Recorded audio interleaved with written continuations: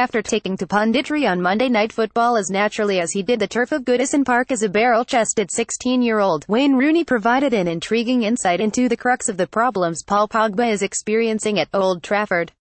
For me, Paul Pogba is a classic box-to-box player.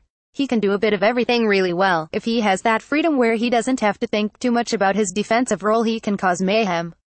Sound familiar? You'd be forgiven for believing Rooney was critiquing his own time at Old Trafford, but instead his words centered on his former teammate, whose inconsistency has become an increasingly pressing issue for Jose Mourinho. The problem, dilemma, enigma, call it what you will, was exacerbated during a chastening 63 minutes at Wembley last Wednesday, the bulk of which Pogba spent admiring the number on the back of Moussa Dembele's shirt. It was the first time Pogba had tasted defeat in a Premier League game since October 2016 and the first time Mourinho had substituted the midfielder without him being injured. It was not, though, the first time Pogba had demonstrated such tactical and discipline. Pogba was deployed in a midfield two alongside Nemanja Matic and showed little appetite to harass, close or chase an energetic Spurs midfield containing Dembele, Eric Dier and Christian Eriksen. Mourinho, clearly shocked at his performance, named Pogba on the bench for a 2-0 win against Huddersfield and replaced him with a relative novice in the shape of Scott McTominay. I changed a few players. It wasn't to punish anyone. If it was about punishing, I would be punished too because we are a team. Pogba is a fantastic player. One of most talented in the world. To sit on the bench one day is not the worst thing in the world. United have enough in reserve to deal with a home game against the Terriers, but make no mistake, Pogba, alongside Alexis Sanchez and David De Gea, represents one of only 3 world-class players at Old Trafford, and their slim hopes of silverware this season rest heavier on his shoulders than any other player in Mourinho's squad. The irony of dropping Pogba against Huddersfield is that United can well afford to play him in a midfield two against 75% of their domestic opponents. It's in games against the top 6, where Mourinho has so far failed, that the 55-year-old is yet to formulate anything close to resembling a solution. Games played, 9 won, 1 drawn, 3 defeats, 5 goals scored, 4 goals conceded, 14. So deflating was the manner of Spurs' victory. Mourinho will be forced into a change of tactics when Chelsea arrive at Old Trafford in a fortnight's time, but the evidence has been there for 18 months.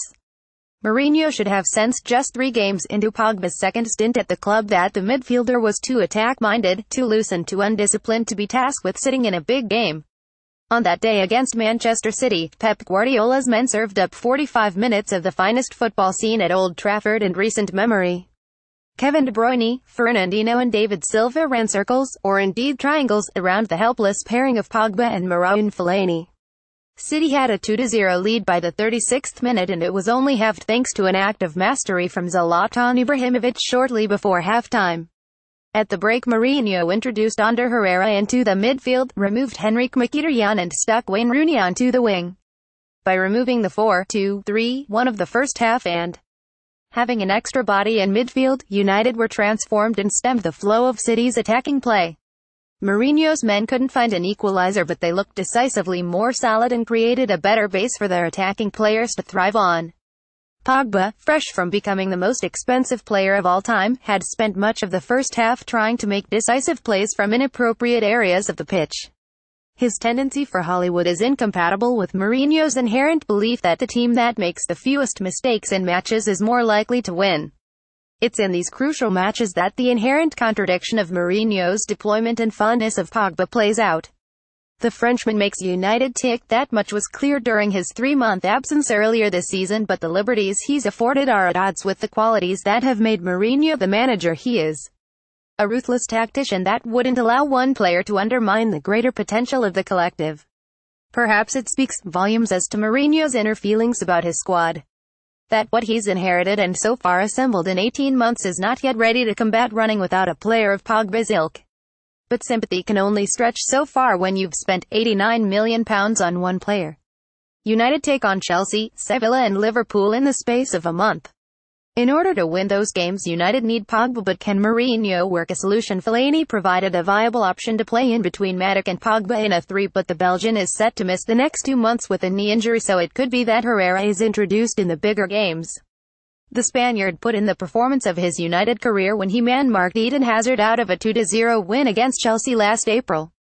Herrera's inclusion would allow Pogba to play in his favourite position in a left of a midfield three, but in doing so Mourinho would encounter another problem. Alexis Sanchez has played on the left in all three of his games for the club so far, and his reliance to come inside would saturate the space Pogba wants to play in.